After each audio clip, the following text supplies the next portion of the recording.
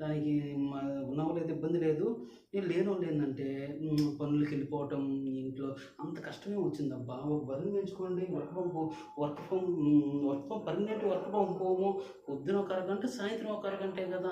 అంతకుమించి ఏముంది? దానికి పొద్దున్న నీళ్ళు పెడతారు, గెడ్డేస్తారు.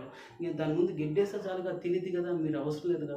సాయంత్రం ఎప్పుడు అవుతాది? సాయంత్రం అయితే మళ్ళీ గడ్డి పొద్దున్న తెచ్చి మళ్ళీ సాయంత్రం వస్తాం గదా! మేము సాయంత్రం వచ్చినప్పుడు మళ్ళీ పచ్చి గడ్డేస్తాము. పచ్చి గడ్డి వేసినప్పుడు మళ్ళీ సాయంత్రం పచ్చి గడ్డి తీసుకొస్తాము. అప్పటికప్పుడు తీసుకొస్తే మీకిస్తాం. మీరు మళ్ళీ పచ్చి గడ్డి ఏసుకోండి. ఎండు గడ్డి ఏసుకొని నీళ్ళు పెట్టుకోండి అంతే కదా! పాలు పితికి పేడ ఇయటమే కదా! ఇంకొకటి పేడ సేంద్రియ వ్యవసాయానికి ఉపయోగిస్తారు. అది అమ్ముతాము. అది అమ్మిన డబ్బులు కూడా మీకే. బర్రెల వల్ల లాభం ఏందంటే గ్లోబల్ గ్యాస్ వస్తది. ఆ గ్యాస్ ఉత్పత్తి చేసి మీకే ఇస్తాము.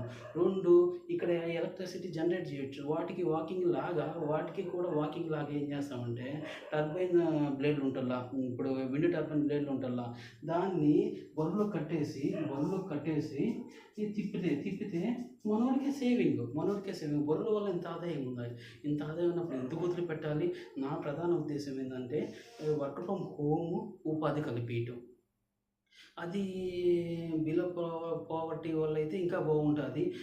నాకు నాకు ఒకటి కాదయ్యా 10 బర్గర్‌లోనైనా నాకు ఇబ్బంది లేదు.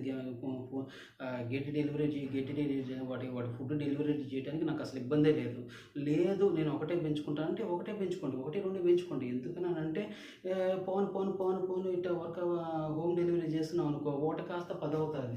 అప్పుడు పాలు అమ్మేవాళ్ళే గానీ కొనేవాళ్ళు లేకుండా పోతారు. పాలు లేదా కేంద్రానికి పోసుకుంటామయ్యా పోసుకోండి. మీ ఇష్టం అది. కేంద్రానికి కాకపోతే ఇంట్లో వాడుకుంటామా ఇంట్లో వాడుకోండి. మేమేందంటే పొద్దున్నే వస్తాము. పొద్దున్నే చేసే పని ఏందంటే మీకు ఎండుగడ్డి, పచ్చిగడ్డి దానా కావాలంటే దానా ఏస్తాము. మీ దగ్గర ఉన్న పేడ, పాలు తీసుకెళ్ళిపోతాము. బర్రె ఎలా ఉందో చెక్ చేసుకుంటాము. చెక్ చేసుకున్న తర్వాత పాల శాతం ఇక్కడెంత ఉంది? మేము వస్తా మిషన్ తెచ్చుకున్నాం. పాల శాతం ఎంత ఉంది? పాలు ఎన్ని లీటర్లు వచ్చినాయి? మీ దగ్గర ఒక బుక్కు, మా దగ్గర ఒక బుక్కు. మీ దగ్గర ఒక బుక్కు, మా దగ్గర ఒక బుక్కు పెట్టుకొని 2 టాలీ అవ్వాలి. 2 ఇక్కడ రాసుకొని మీరు అక్కడ మెయింటైన్ చేస్తారు చూసావా? మీరు అక్కడ మెయింటైన్ చేస్తారు. ఎక్కడ? పాల కేంద్రంలో మెయింటైన్ చేస్తాం చూసారా? మేమే పాల కేంద్రంలో పోస్తాం. ఇంకొకటి ఏందంటే మీరు పాల కేంద్రంలో పోయటానికి లేదు. పాల కేంద్రంలో పొద్దున ఎవరు పోతారు, సాయంత్రం ఎవరు పోస్తారని కాదు. పొద్దున పాల కేంద్రంలో కూడా మేమే పోస్తాం. మీరు చేయాల్సిన పని ఏందంటే సాయంత్రం నెలకు ఒకసారి వెళ్ళేసి మీరు ఏ అకౌంట్ అయితే పాల కేంద్రానికి ఇచ్చుకుంటారో ఆ అకౌంట్‌లో డబ్బులు తెచ్చుకోవటం బ్యాంక్‌కెళ్ళి. ఆ పాలు తీసుకెళ్ళి మళ్ళీ కేంద్రంలో పోస్తాం. ఆ కేంద్రంలో పోసి ఆ కేంద్రంలో బుక్‌లో ఉన్నది అంతా టాలీ చేసుకొని ఇంకొకటి వాడు పనికి అంటే నేనైనా గానీ, మేమైనా గానీ మేము పనికి దిగిన దాకా వాడు ఎటువంటి ఏం కలపకుండా పాలల్లో దగ్గరుండి హెల్మెట్‌తో పాటు హెల్మెట్‌తో పాటు క్యామ్ పెట్టుకొని వర్క్ చేయాలి. ఎందుకంటే వాడు ఏం చేస్తాడో, ఏం కలుపుతాడో మనకు తెలీదు. ఫస్ట్ ఆఫ్ ఆల్ అది మేము చెక్ చేసుకుంటాము. ఒక 4, 5 నెలల దాకా డేటాబేస్‌లో భద్రపరుచుకుంటాము. ఇక మేము తీసుకెళ్ళి మీకేం పనేముండదు. పాలు వెతికి మాకిస్తే పోయి కేంద్రానికి పోసేసి వస్తాము. పోస్తాం కదా! పోసిన తర్వాత పాల కేంద్రం అతను రాస్తాడు కదా! ఆ బుక్ తీసుకెళ్ళి మళ్ళీ మీకే ఇచ్చేస్తాము. ఆ బుక్ తీసుకెళ్ళి మళ్ళీ మీకిచ్చేస్తాము. ఇక మీకు పనే ఉంటది. గడ్డి మేమే తీసుకొస్తాము. ఎండుగడ్డి మేమే, పచ్చిగడ్డి మేమే తీసుకొస్తాం. ఎండుగడ్డి మేమే తీసుకొస్తాము. పేడ మేమే తీసుకెళ్తాము ఇంటి ముందు లేకుండా. పాలు తీసుకెళ్ళి పాల కేంద్రానికి పోసి మళ్ళీ అక్కడ రాపిచ్చుకొని వచ్చి నీట్‌గా ఇక్కడ ఇంటి దగ్గర ఇచ్చేస్తాము.